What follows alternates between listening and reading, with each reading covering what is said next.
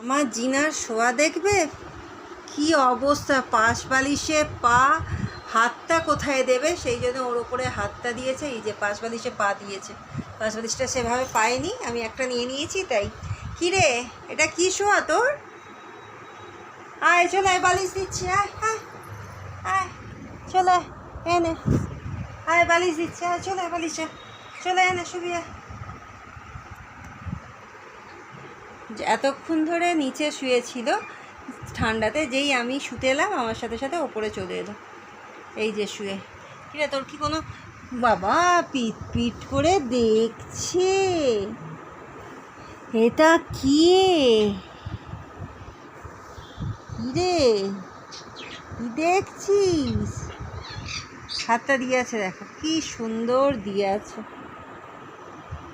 সারাক্ষণ মাথার বালিশ আর পাশ বালিশ ছাড়া ওনার শোয়া কমপ্লিট হয় না। শুয়ে আছে এই যে।